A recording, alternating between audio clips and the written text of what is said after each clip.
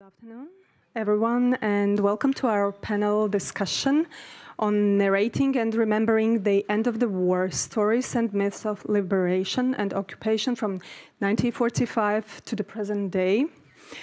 Far from being static or universally shared, the memories of World War II have been mobilized, repressed, and reinterpreted over decades, depending on shifting political regimes, national narratives, and collective anxieties.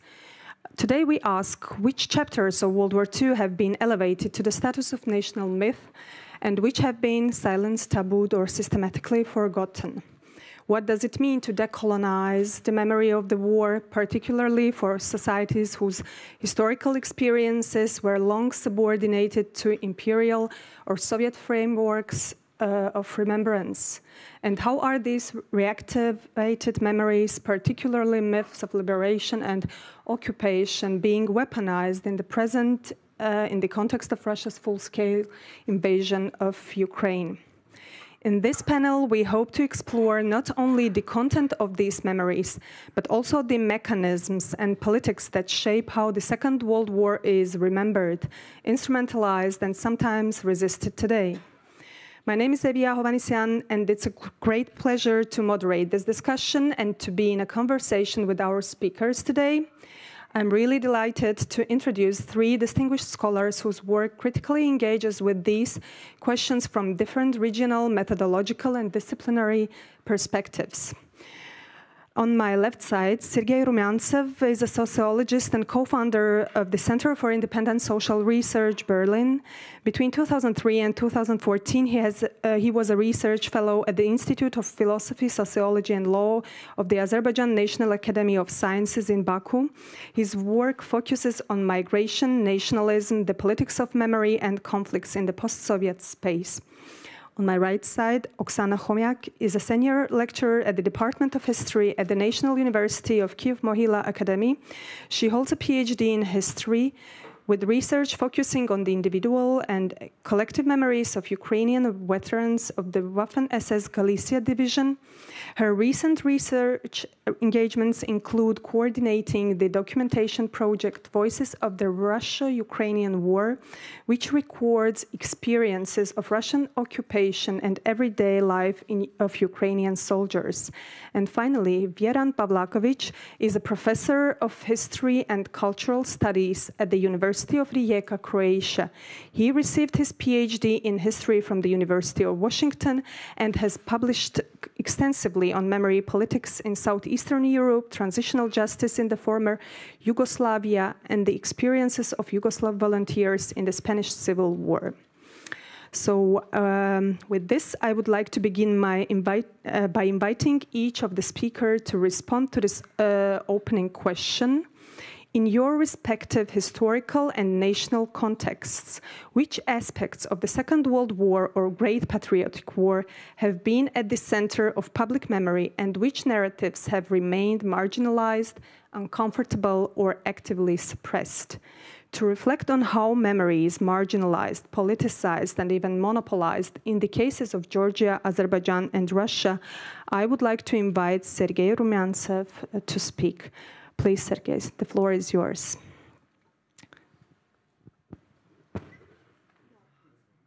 Thank you very much for inviting me to talk about these issues. You know, I have to say that in the beginning, maybe I mentioned that I do think that it's a story started long ago. Yeah, so at least 1965, when the great commemoration in Soviet Union begins. And a lot of researches on that topic had been done already. And I think it's quite complicated to say something new about that.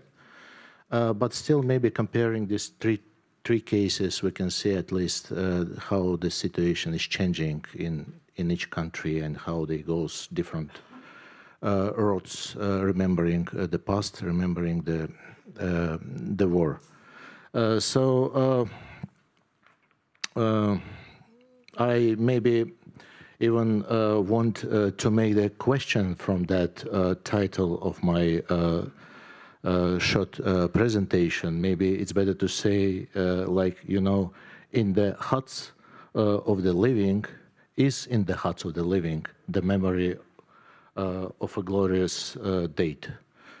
So it's a question for me, and I would start from Azerbaijan and Georgia, and well, the main thing I have to say, to mention that the commemoration of the, I would say, Great Patriotic War. I'm talking about the commemoration of the Great Patriotic War, not the Second World War, because it is a commemoration of the Great Patriotic War.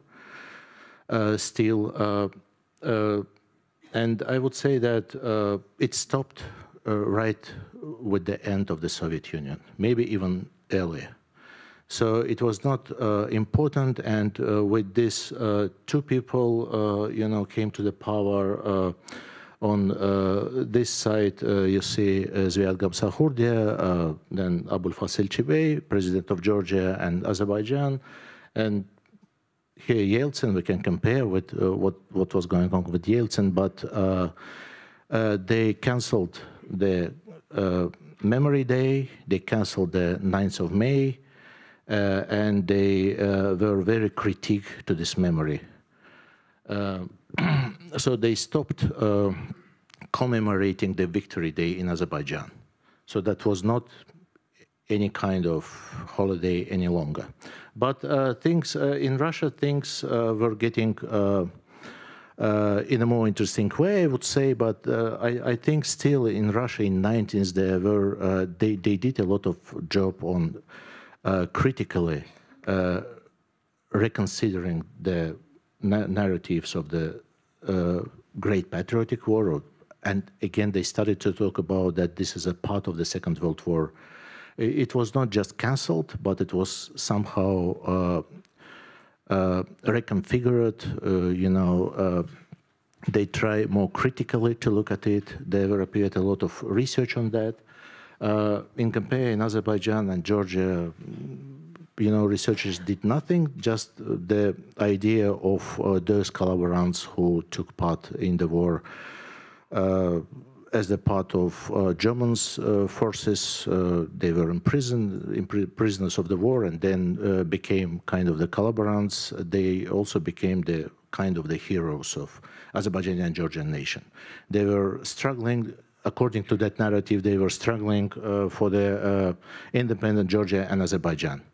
And, you know, do not coming back to this narrative, I just want to mention that until now, on the 9th of May, you can find several publications in Azerbaijani or Georgian media, and you will see how in one publication, these two stories, you know, they started from those who struggle from the Soviet part, and they are heroes, of course, because they are fighting with fascism, and then continue with those who struggle against Soviet, with Germans together, with Nazis. And they are also heroes because they were struggling for the independence. The celebration day returned quite quickly, together with those Soviet politicians who returned to the power in Georgia and Azerbaijan.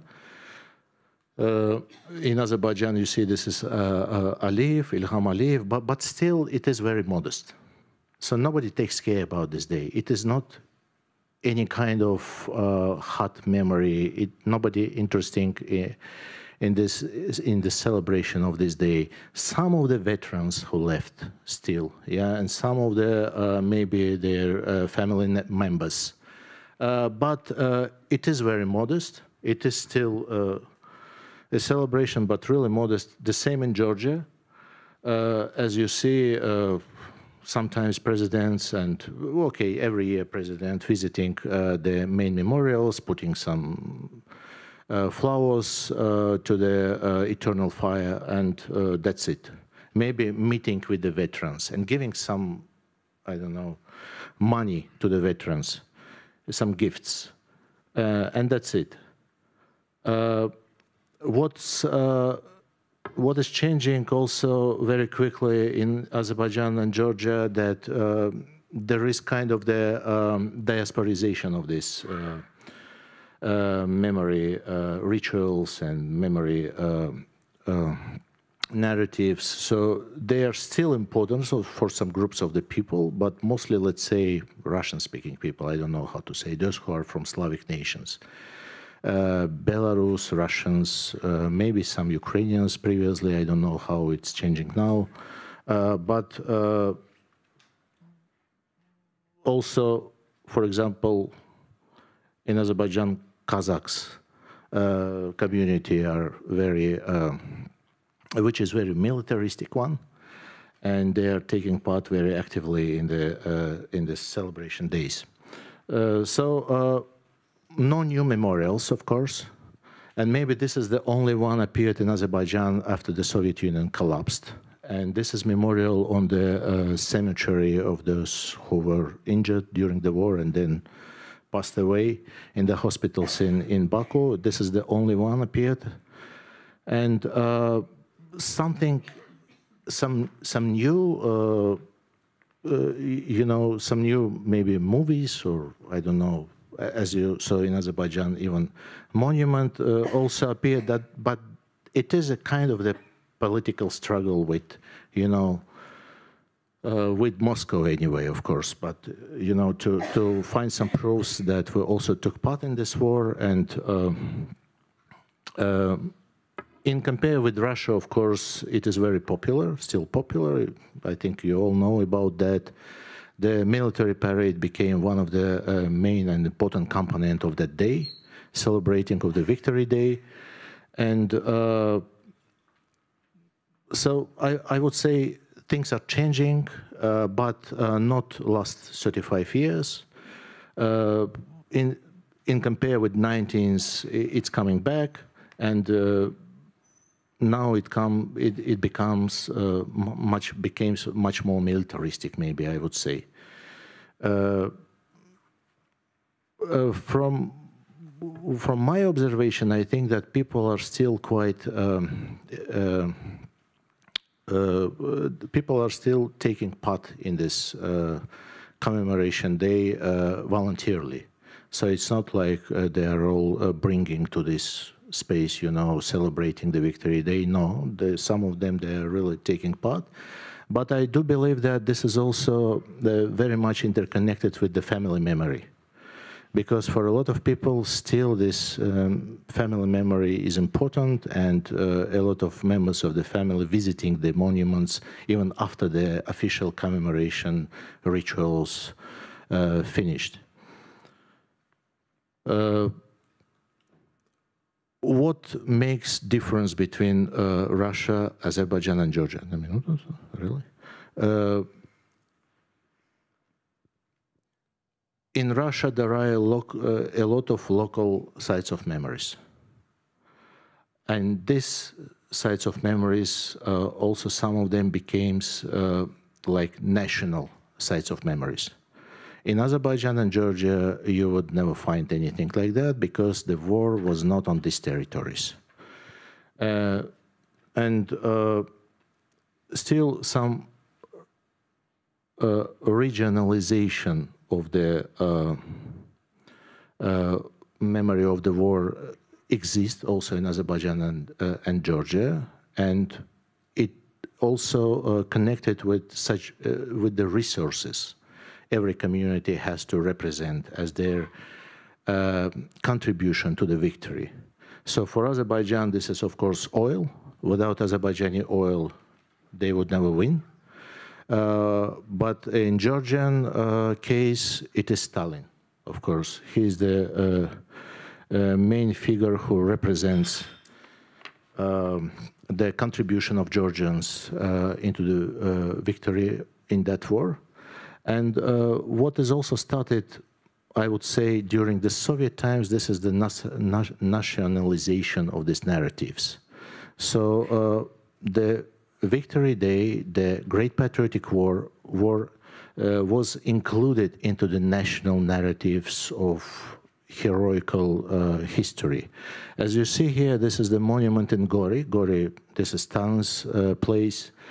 And this is the part of the monument made by the very famous sculptor Amosho, and on the facade, it is a story of Georgians' victories. Started maybe from medieval times, like Didgori and whatever.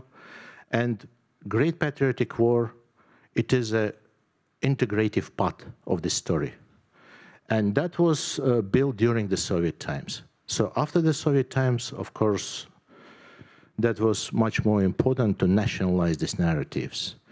And maybe I have a lot to say because these are three countries, but maybe we'll continue with the discussion. But I finish only with one example, which I think very symbolic. In Azerbaijan, happened several times public discussions about Baku as a specific space, because mostly oil coming from Absheron Peninsula, this is near Baku, and discussions about the status of the city. And a lot of people living in Azerbaijan, they proclaimed that Russia, Moscow, has to give the status of hero city to Baku. Which shows the situation of maybe still, if we put it in decolonial frames, yeah, it's a big question why Moscow has to give this status to Baku, which is the capital of independent state. Yeah, maybe that has to do Azerbaijani president, yeah, to give the status, but still. The memory of the war interconnected with Moscow, that is the main space, yeah, what happened in Moscow. This is not Las Vegas, does not remain in Moscow. It's everywhere, and it's still influence on Azerbaijan or Georgia also. Sorry. Thank you. I would also like to echo to what you said. In Armenia, the monument of unknown soldier with the fire is just in front of Mother Armenia. So it's kind of the same kind of discourse of nationalization of the memory of the war, although it happened in the process since Stalin was standing on the same place before Mother Armenia, and yeah, they replaced just the monument there. So it's really interesting to look at these different patterns, how they overlap in the same space.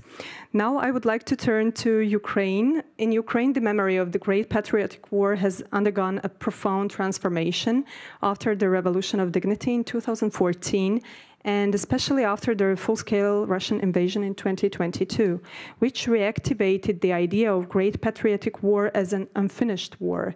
To explore how this process, decommunizing and decolonizing memory unfolds, I would like to invite Oksana. Please. Thank you very much. I'm very pleased to be here today with you. I will start from the statement that actually the whole Ukraine was occupied by Nazis, and Timothy Snyder called all this territory, Ukrainian territory, as part of the bloodlands in terms of civilian victims who suffered from state violence by both Nazi and Soviets. Following the collapse of the USSR, the Soviet victory grand narrative was questioned and actually brought like real memory wars and huge debates.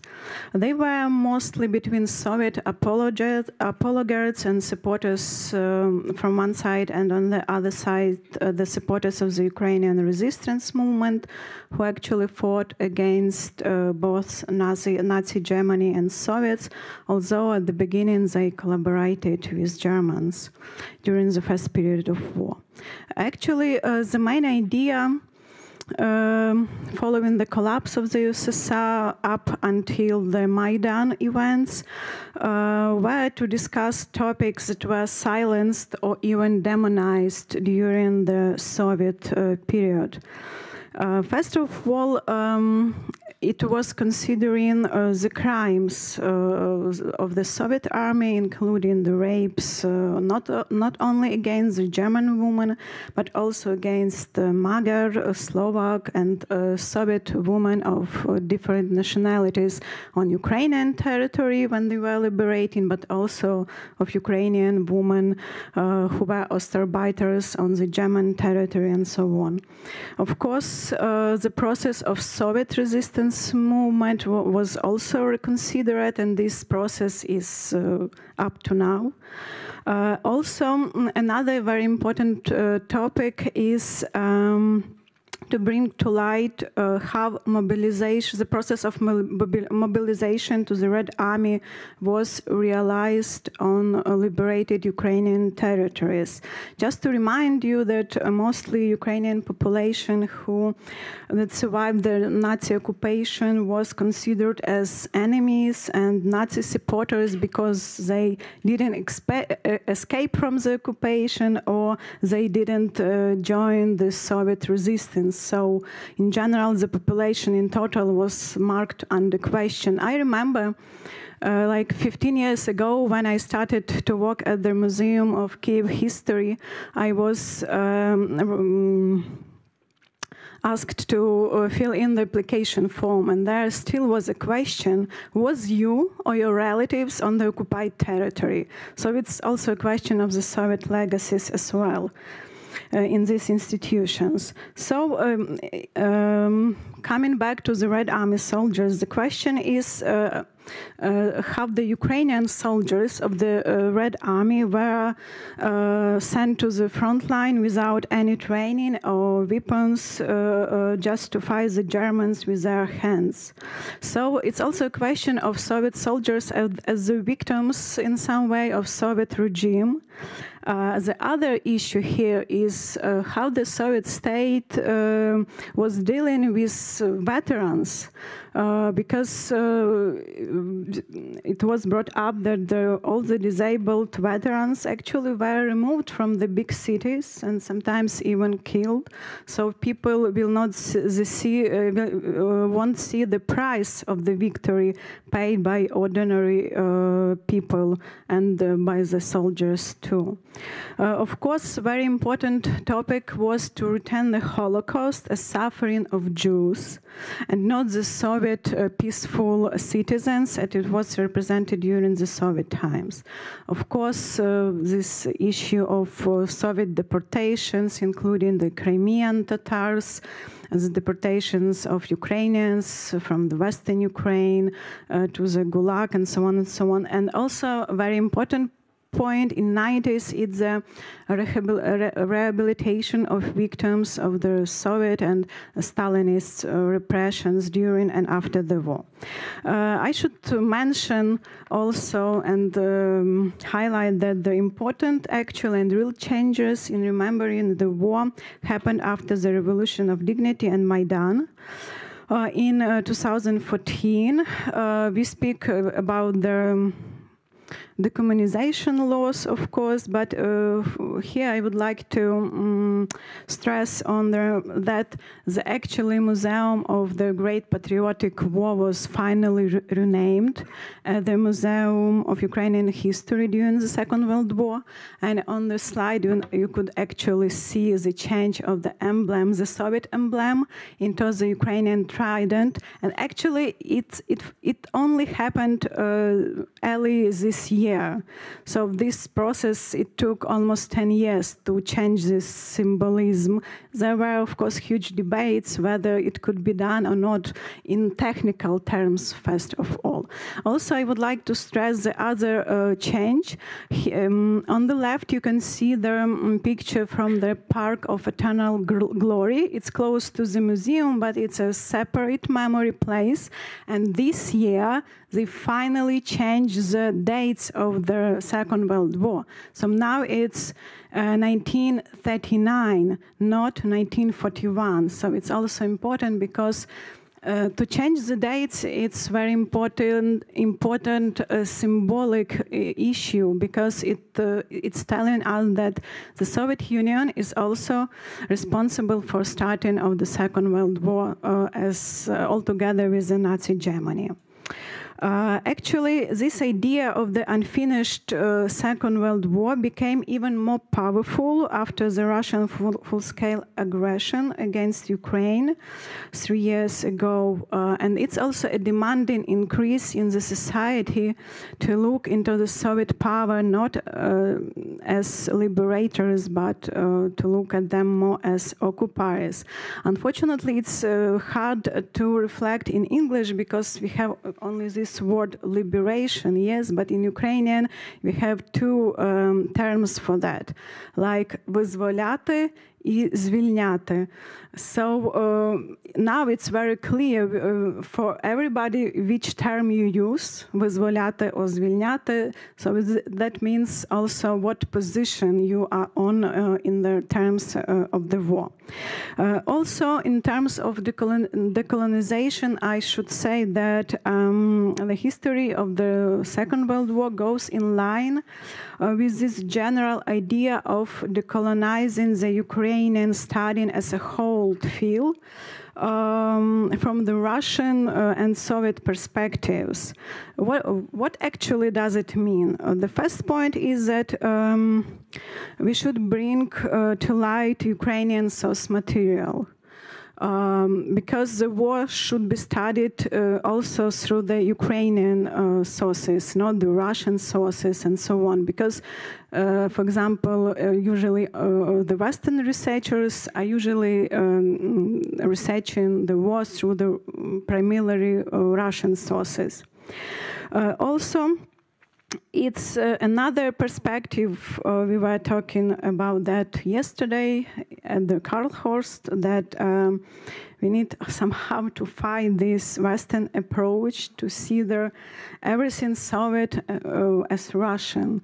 That means that Soviet victims are only Russian victims, and forgetting about all the nations that were fighting on the front line and so on. And actually now, I'm concluding this idea of the unfinished Second World War is also connected with bringing to light exactly the Ukrainian experience of the war, because it's quite different from the experience of the other countries and so on. And also, this point is also connected with the war crimes that is doing now the Russian army in Ukraine, which should be, we think that they should be punished as well, because now, for me, as a teacher of the history of the Second World War, I was like, now every student is understanding what actually the war means in real terms, and how it means, what does it mean to live through the war as well. And I was thinking that, okay, now we know about all these crimes committed by the Russian army, so maybe this means that everybody will start rethinking about the Soviet crimes, and especially committed by the NKVD and committed by the Red Army soldiers as well. But as far as I understand later, it's not working like that. So it's also our task as historians, as educators, to bring to the light this idea of the war crimes and to prevent them. Because what we now saw in Moscow on this victory parade, which is conducted by the Russian army troops that are actually involved in these war crimes. So who we are celebrating? The victors or the murderers, rapists, and so on and so on. It's also a very important question here. So I would like to conclude with a statement that in Ukraine we have these diverse narratives coexisting, sometimes fighting, but I think that the most important thing is that we should think about our future generations, what they will know about this war. Thank you. Thank you, Oksana.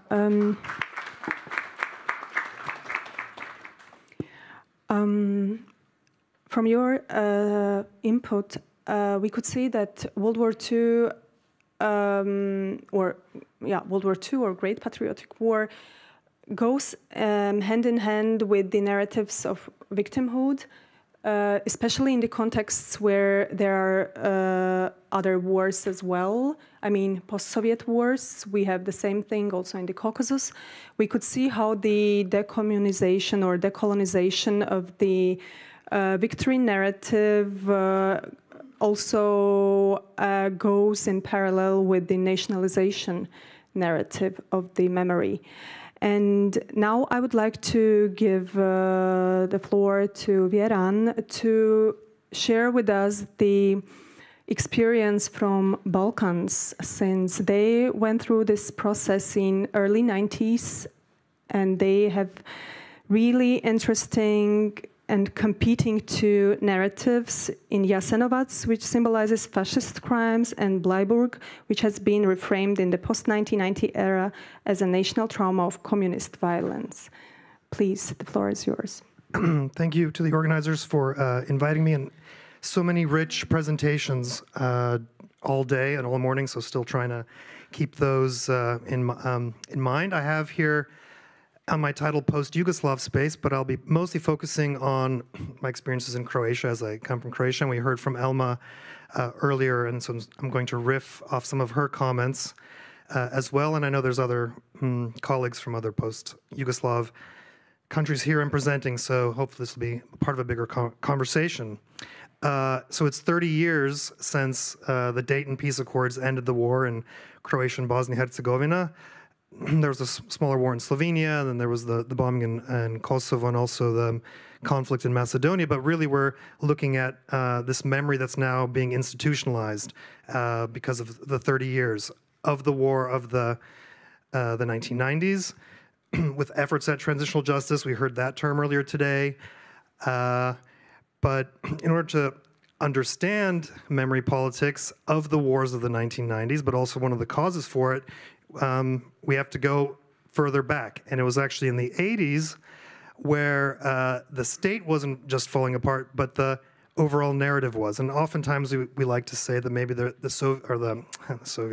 Yugoslav regime had a monopoly over the World War II narrative and this brotherhood and unity, but there were already individual republics had their own narratives. They just were more nationalized by the 80s and especially the 1990s, and since then. We also heard this term earlier on this panel several times. So the memory, though, also disintegrated with these nationalist narratives. So going back now to the Second World War, another map to situate ourselves in, and the main focus is this independent state of Croatia, which here it's listed as a Nazi puppet state, but I think more recent research has given agency to the Ustasha movement that ran this, and they had their own camps, they had their own perpetrators, even though it was split between Italian and German occupation. So, as I said, mostly I'll be focusing on the Croatian memory and then touching upon some of the other ones, because what happened in NDH also, independent state of Croatia, impacted the other sides. And the two main sort of sites of memory dealing with the Second World War now in contemporary Croatia, I would say, is this Jasenovac concentration camp that the Ustasha regime set up, and this small village in southern Austria, Bleiburg, where the retreating forces of the fascist collaborators surrendered and then were brought back into Yugoslavia, and many of these captured soldiers and civilians were then killed. And kind of illustrating the red and the black division in Croatian memory. And we also talked earlier today about, well, first of all, shifting from heroes and victims as two possible ways. And we also heard from Elma about this idea of resistance and how it's been forgotten. And if we look at these two key sites of memory, there is no partisan resistance here. The actual liberators or the fighters, this brotherhood and unity, is gone from here. We have victims of Holocaust, and also the Serb victims there, and Roma, and some anti-fascists. And in Bleiburg, potential perpetrators and members of these fascist formations aren't necessarily glorified or made heroic, but they're now victims because that's the language, especially after the ICTY and these other post-1990s wars. Like the victim narrative is the one that is sold. So these were just innocent victims of communist terror, forgetting the whole 4 or 5 years prior to that. So now we have these competing victim narratives. And just more broadly in the memoryscape, you've seen one destroyed monument, and I'm not going to, I have many, many photos about monuments, but I'll just give an example of one monument, which I think is quite interesting, from Vojin Bakic, and you may have heard about these spomeniks, and there was a MoMA exhibit, they're in movies, there's videos about them, they're quite popular. And here we have this revolutionary moment, the revolutionary victory of the people of Slavonia, so it's not ethnic. This is an area of both Serbs and Croats in this part. And in 1992, it was destroyed. So these are not collateral damage of fighting, deliberately destroyed. The Croatian army was there. There's some guys posing in front of there, if you might see it. The official note was that a strong wind knocked over this monument, which was built with very expensive materials, which is why it was then sold for scrap metal. Never investigated.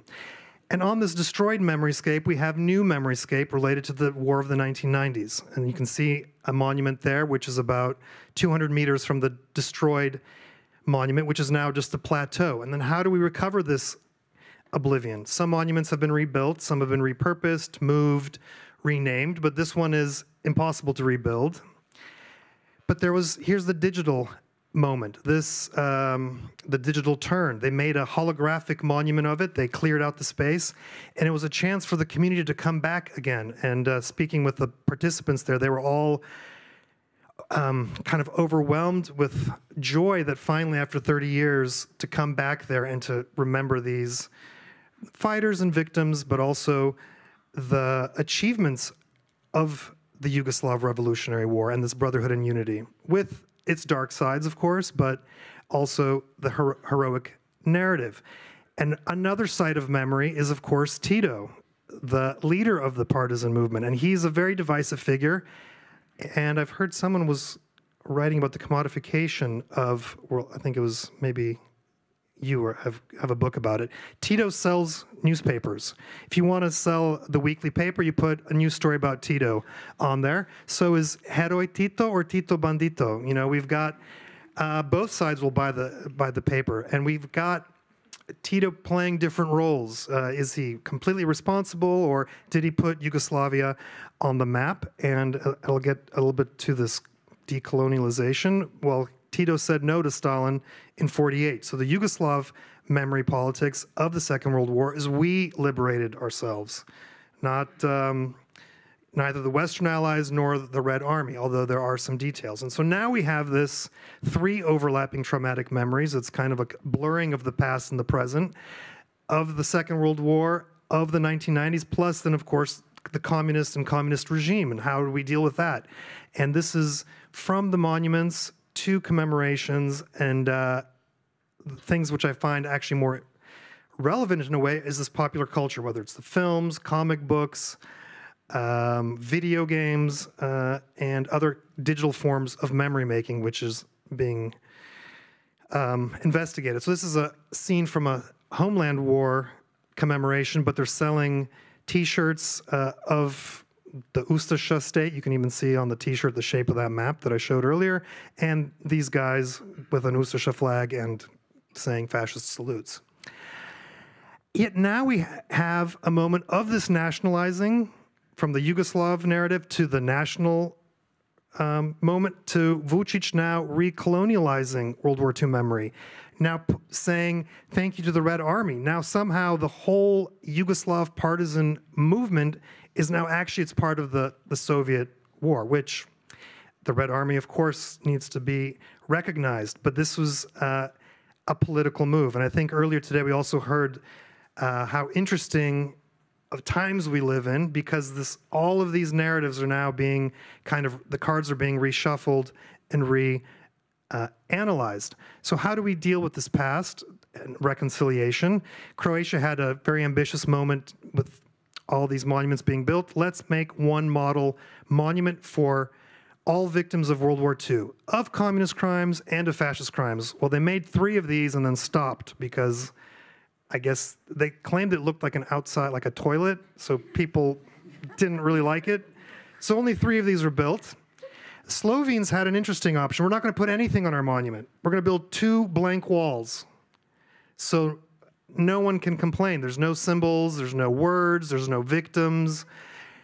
All wars, all victims, couple million euros, 2 blank walls. I guess that's an option to go. But as I said, we're going into a new time, new media, and they're on our walls, but it's what the kids are doing. We got Banksy, and he's been to Ukraine, and that's been shareable. Well, this is on the entrance of Zadar, which is a tourist city in Croatia, wanting people from all over the world to come there and visit there. And on its entrance is this mural, which says, "Our storm will not stop." So Operation Storm is the Croatian military operation from 1995. 200,000 Croatian Serbs left at that point. So it's a very militant message covering all 3 of those times I mentioned. We've got the Homeland War, or the War of the 1990s. We've got a guy that looks kind of like a fascist soldier. And then when activists drew a heart over that little coat of arms you can see on there, they immediately came back, redrew it, and then added this, "We're waiting for you." That's the anti-communist symbol. So people are saying, oh, this is just a Homeland War monument, or mural, sorry. But no, it's obviously looking quite like Second World War. And when they were threatening to remove it, it grew, it spread. So this is something that is being, you try to stamp it out, and then we're going to be spreading it all over the place. And just 2 more slides, I think.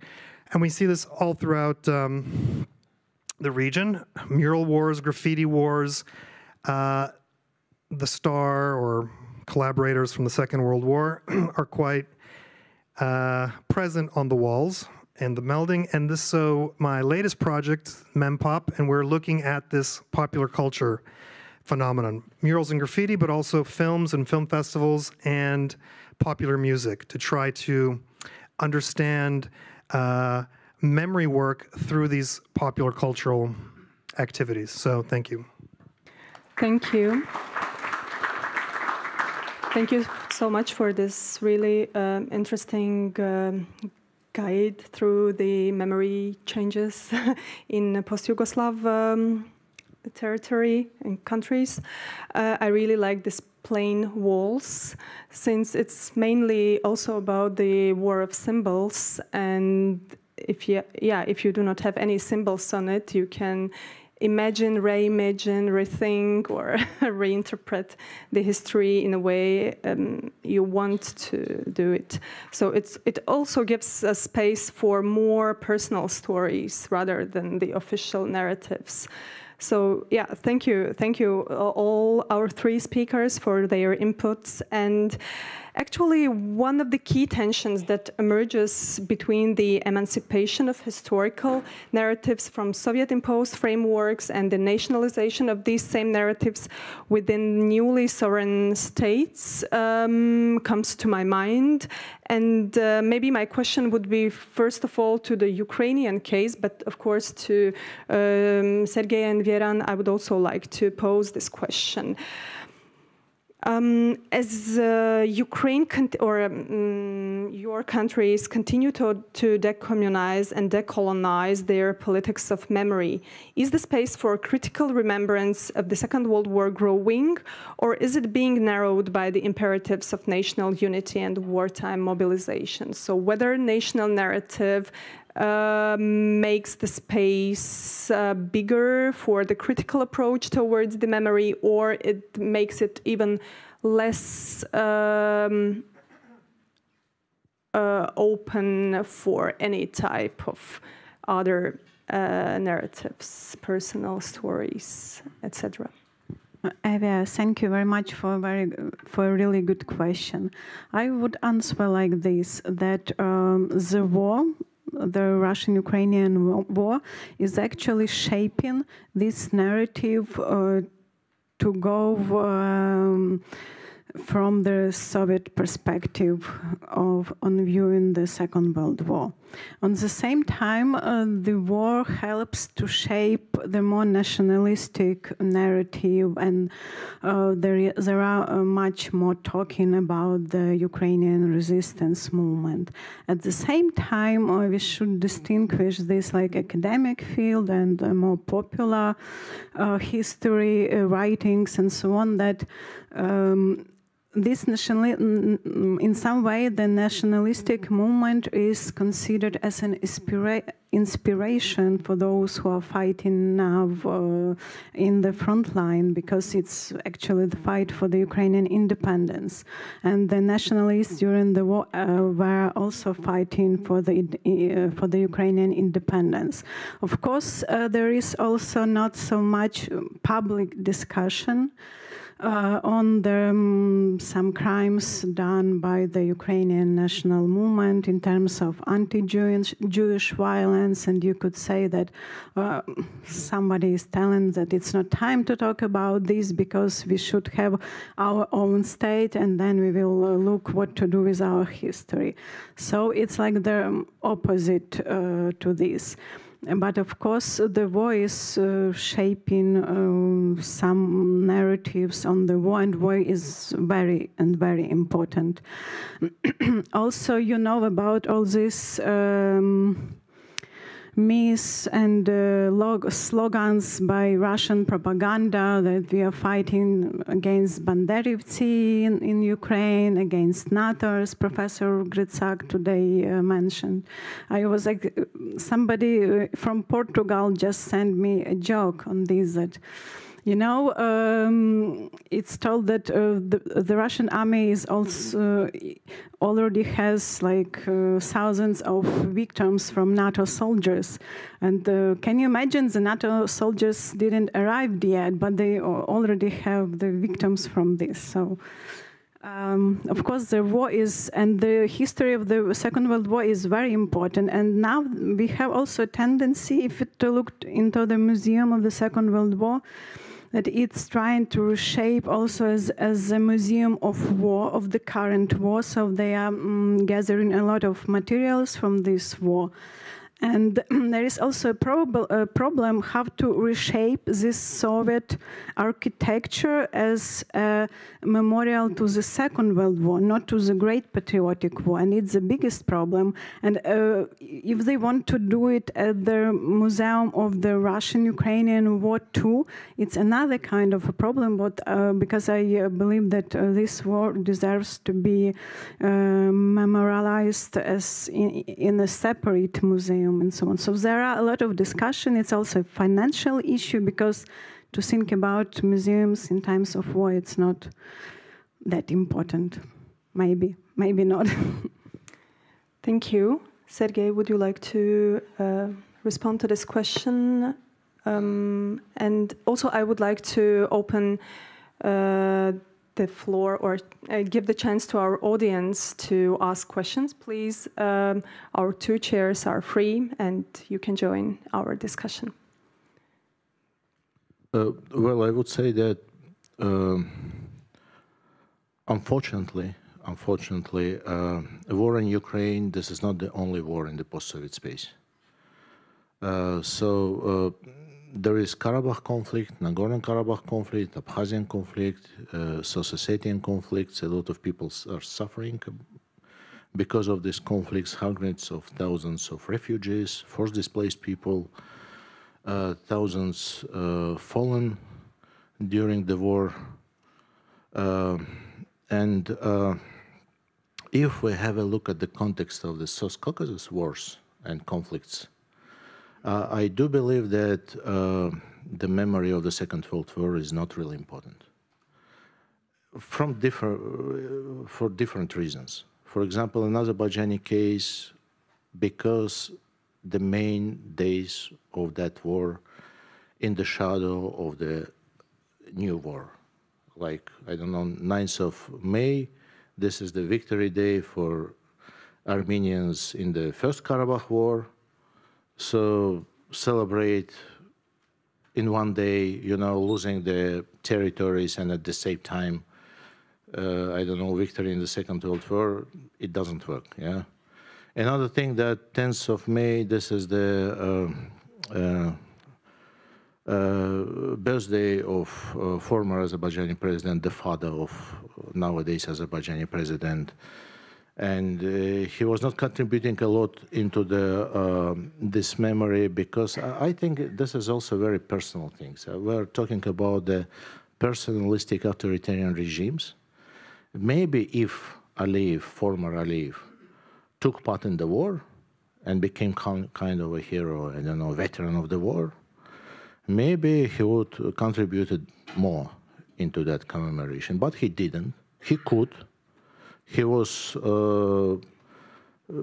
grown up enough at that moment. Yeah, he was in NKVD at that moment, officer of the NKVD, but he didn't take part in the war, so he didn't contribute a lot into that. Many reasons. But in Russian case, of course, this is obvious that they're using the memory of the war in war with Ukraine.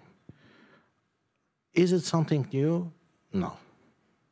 It is obvious that, you know, having this resource as this memory resource, you know, they would use it in every new war. Of course they do.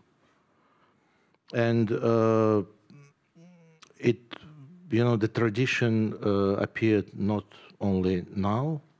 We can easily have a look at the First World War, then the Second World War specifically, and all this nationalization process, yeah? Because during the Second World War in Soviet Union appeared all these national local heroes. Yeah, for Azerbaijani side, they found in medieval times their own heroes, you know, bringing these people to the front. In Georgian, the same. In Russian case, again, the same. Yeah, we can easily find a lot of, I had some pictures, but I didn't have time to show it. But again, is it only about the Second World War? No. They use the whole historical narrative. It depends on the author of poster or picture or whatever, yeah. And most popular, like Catherine the Great, for example. Or Peter the Great, we also know he is very important now, and now they, if I'm not mistaken, they mentioned during the negotiations that we can repeat if we need. Yeah, this North war with Sweden Empire. So, yes, memory is usable. The big problem from my point of view that it is very politicized and very militarized. That comes not only from the Soviet Union, but previously also. That was the empire. Imperialistic narrative, historical, was very militaristic. That was mostly focused on some battles, I don't know, struggle, whatever, heroes. And the tradition of using all these plots and images, quite long and maybe effective. It's a big question. How is it effective or not? Yeah, you already mentioned, I think, in your previous speech that nationalization of the memory started much earlier than Soviet Union collapsed. I think everyone wanted to have its own victory and its own heroes, and then there are these stories when every nation started to look for their generals and, I don't know, military officers who did some heroic deeds during the World War II, and even the title Great Patriotic War, which was set in 1942, I think it is the beginning of this all-state commemoration meta-narrative, since they set this foundation to start with this title of Great Patriotic War, that it's a heroization of the people who participated, or of the countries, or of the Russia who was mainly, or Red Army who was fighting against Nazi regime. And now I would like to also give a chance to Vjeran to answer to the question. If you have something to add, if no, then yeah, we can. Well, just briefly, I think in Croatia, like the divisions over World War II are actually fading away, and the Victory Day is not really celebrated at all. And once Croatia entered in the EU, the symbolic politics of the Second World War, which had dominated the first 25 years after independence, I think aren't as relevant anymore. And the commemorations aren't attended, and these two main commemorations that I showed you, Bleiburg has been banned by the Austrian government, so it actually kind of died off on its own, or is continuing to die off. And then Jasenovac is recognized by the government, and this year was very unified, but it's also mostly focused on the Holocaust narrative, and the genocide against Serbs has been pretty much erased from it, and this is something the government is happy to celebrate or commemorate Jasenovac in this sort of watered-down version. So we don't see these things being as important. It's the Homeland War, or the war in the 1990s, Croatian War of Independence, that is mobilizing people, and these muralists are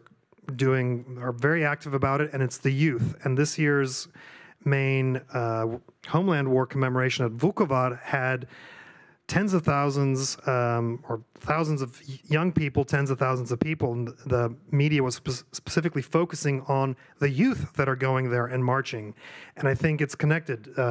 Education, the textbooks, all the other souvenirs, and this street art, which young people are painting the walls, not old veterans. So that's what's going on. And just a final comment, but Croatia is in a post-Yugoslav neighborhood, and the neighbors do use that. And I would say Aleksandar Vučić in Serbia and Milorad Dodik in Republika Srpska have definitely weaponized World War II memory. And you may know that there are huge protests of students in Serbia going on now for months about corruption and all these things. And what does Vučić say? Oh, this is, the Croats again in Operation Storm and Jasenovac. And I'm like, what?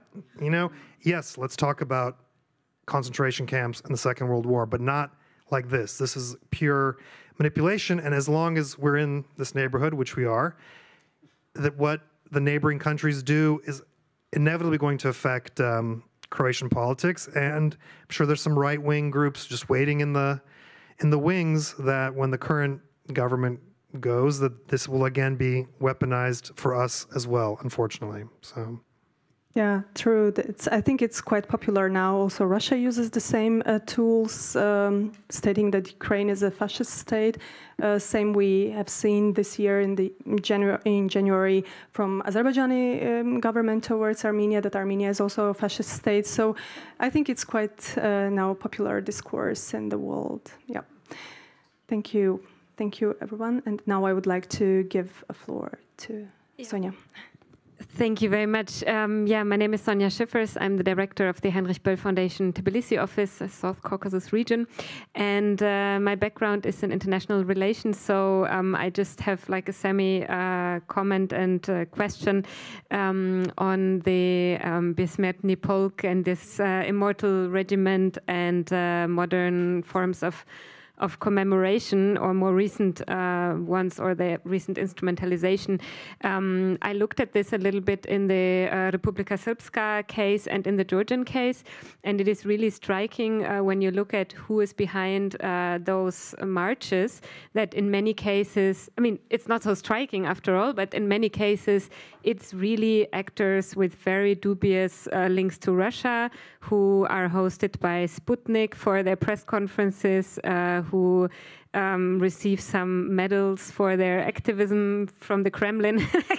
And I just wanted to somehow highlight this because you talked about the Immortal Regiment, but how I look at it from an international relations perspective is that it's really, after this became such a big, instrument in Russia after the annexation of Crimea, Russia really tried to export it to other countries in the neighborhood and to use it as a soft power tool. And I think not, at least, I mean, in the Balkans it's maybe a little bit different, but at least in Georgia, not successfully, but still it is, very important, I think, to see that those figures who organize such marches are not some local and grassroots memory activists, but often very dubious figures. And then just one more question in this context to Sergey. You mentioned diasporization or something like that. So I didn't fully understand, I think, what you meant by that, and just wanted to ask if you could explain that more. Thank you.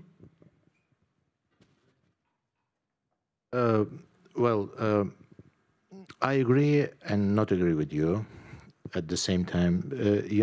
I do not really think that these immortal regiments or any other such kind of events organizing only by those who are coming from Moscow, I don't know, came to Moscow, to Georgia or Azerbaijan and organized these events.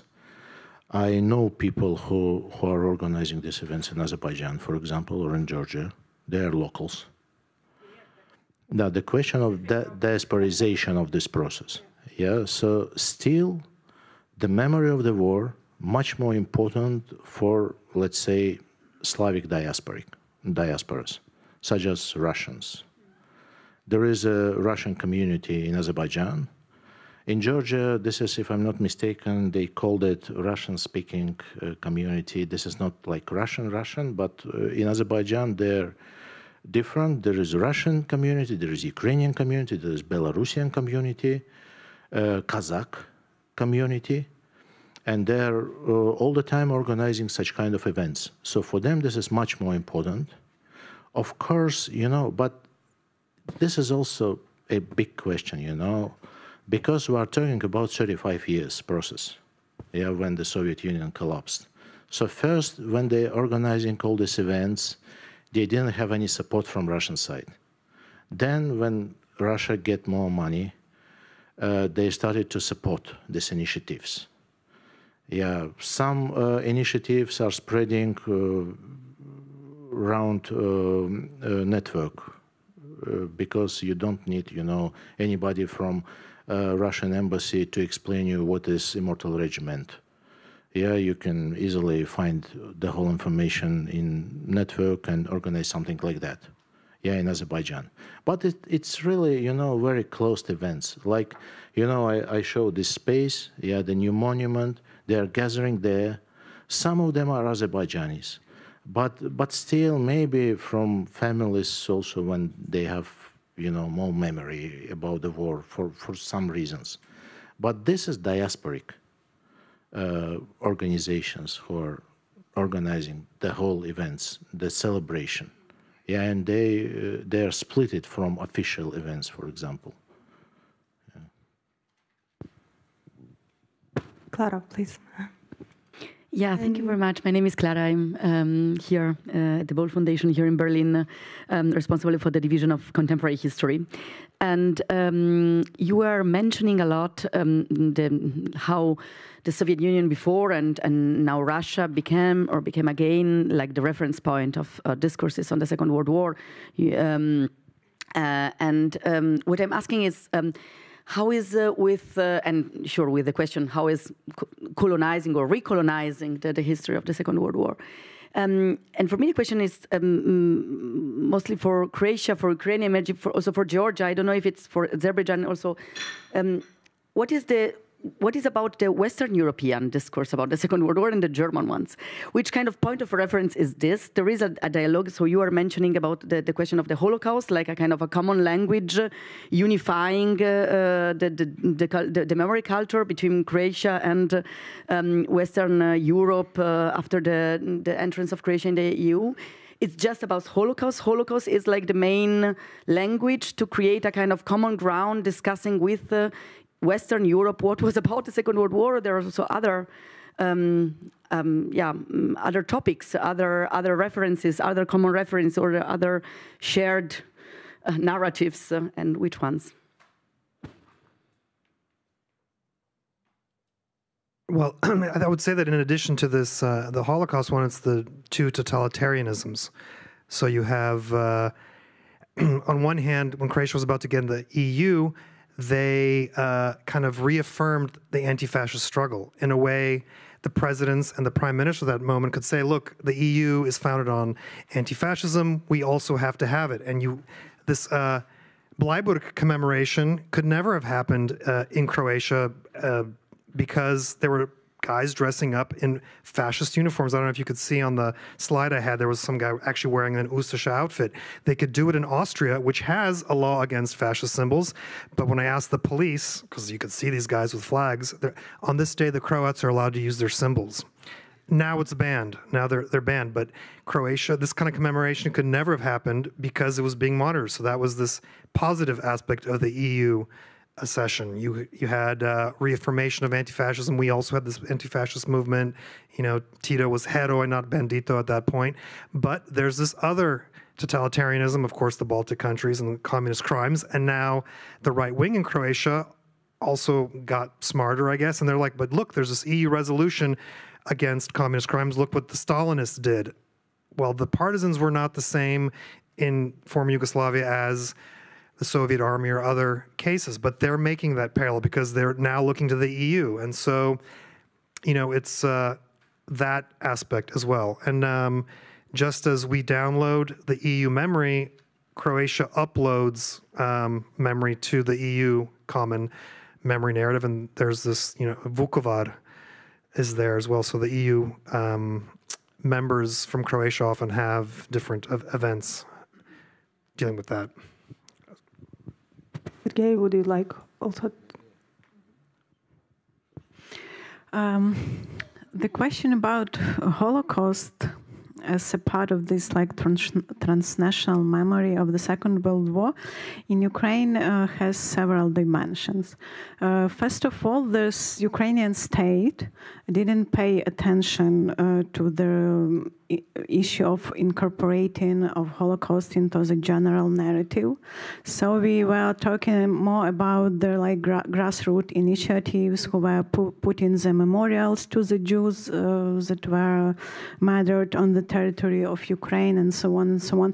It also were Jewish organizations coming to Ukraine and making memorials to their relatives. We have and still having this very big discussion about what to do in Baben Yar, which is the symbol of the Holocaust by the bullets on the Soviet territory, because there were a debate between two projects, the state one, which didn't have a lot of money to implement this project, and with the private initiatives represented by the Russian oligarchs, which were of Ukrainian they came to Russia, they were Ukrainians and they were Jews at the same moment. Maybe I didn't say that correctly, but they were like Ukrainian Jews or whatever. So there was really a huge debate what to do with this space and how to organize it, because I don't know whether a lot of you were in Baben Yar, but now it has like more than like 50 memorials.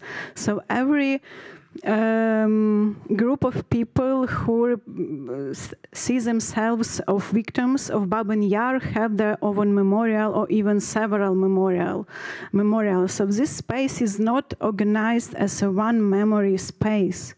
It's one point. The other point is that this place was totally forgotten during the Soviet time, and the Soviets were trying to erase this site. So there was a park, there was a playground. Now there is on the outskirts, there is also a playground, so people are coming with their kids, skating and so on and so on. So this place is only partly organized right now, and So it's still in process. Ukraine is still in process of redoing this space. Of course, we have the image of Lviv as a multicultural city with huge, like Jewish, Armenian heritage, and so on and so on. But for example, when I was raised, I didn't know that like half of my city was like Jews, but they were totally killed during the Second World War. And now in the cityscape, you won't see this right now. So it's like present, but it's not present. So there is still a lot should be done in this direction. Of course, a lot have changed and we could have a positive evaluation of this, but still much more should be done in this direction. Maybe the diversity of 50 monuments in one place, it's not so bad. To have at least some diversity and to give voice to diverse groups. Sergey? Coming back again to that diaspora question, you know, I remember the so-called joke, but maybe that's kind of a real story behind that, you know. So one of the former mayor of Baku, this is the capital of Azerbaijan, once had a meeting with a German delegation. And when they met, and during the discussions, he told them that, you know, guys, you did a great deal with Jewish. We have to get this experience to find a solution for the Armenian question. Unfortunately, you know, on everyday level, a lot of people can say something like that. So I collected some interviews and people quite openly telling such stories. So another big question, as you told this, you know, fascists as enemies, but I think that there is another big problem, yeah? So one of the important thing when we're talking about Russia or post-Soviet space, the question of re-Stalinization, for example, there is a huge discussion about that as a main threat or dangerous thing. It's a big question for me, what it means, re-Stalinization, because there is a lot behind that. Yeah, so industrialization, again, decolonization, collectivization. There are no any kind of peasants whom we are going to collectivize. Repressions, okay. All these regimes are authoritarian, so we may observe a lot of repressions. We can compare that with Stalinist times, of course, why not? Because this is our history. But still, I believe this is ungrateful attitude towards those victims of Stalinist times, because this is another story, what's going on now. But talking about re-Stalinization, we are totally forgetting about, I don't know, popularity of, this is not fascism as the ideology. This is some kind of, you know, images, I would say. Yeah, there is nothing behind that. There is no any kind of deep knowledge about this situation. It's like, again, the story of why Stalin is important, because this is the great leader, I don't know, strong hand, and that's it.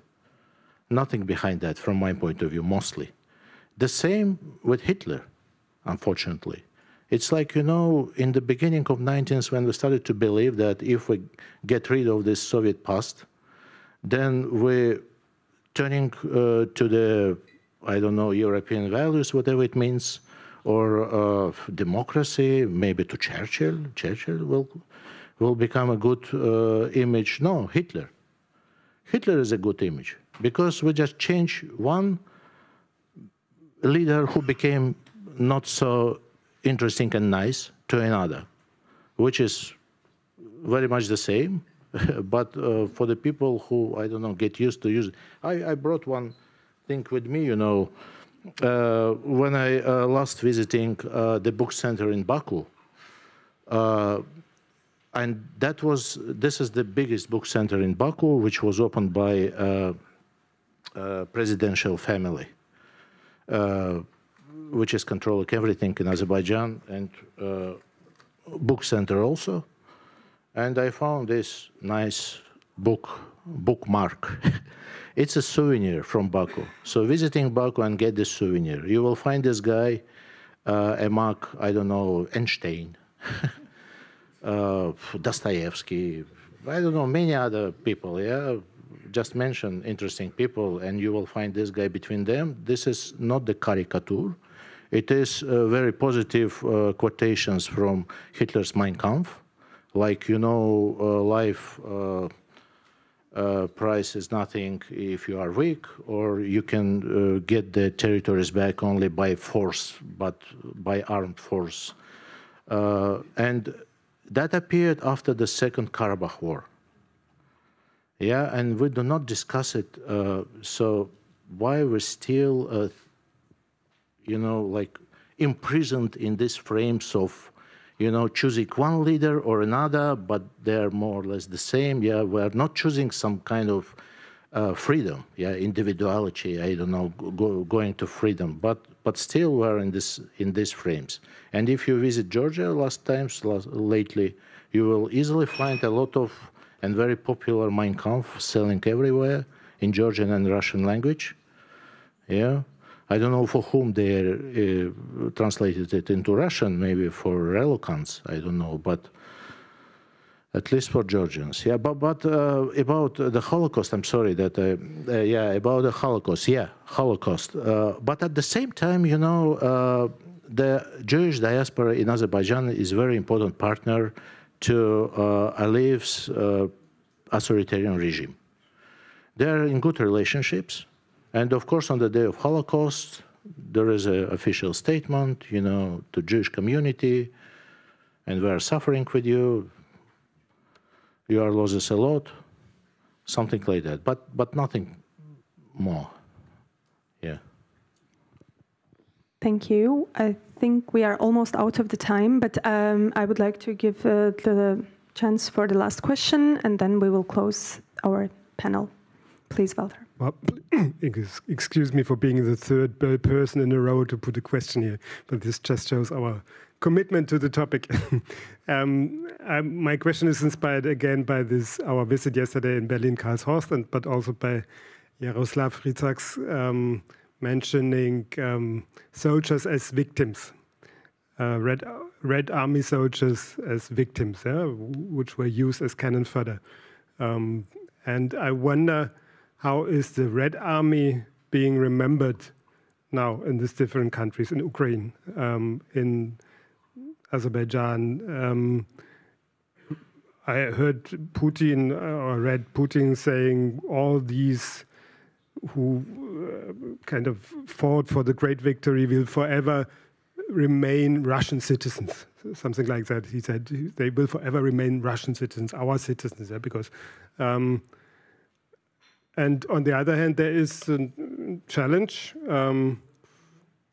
Do we have now in Karlshorst, for example, should the kind of Red Army be renationalized, yeah, to count everybody, where was he from? So how is this question tackled both in public memory but also in research in country? Is there kind of research trying to find out, or what was the Red Army? Was it a Russian army, or what kind of army was it? Oksana, would you like to start?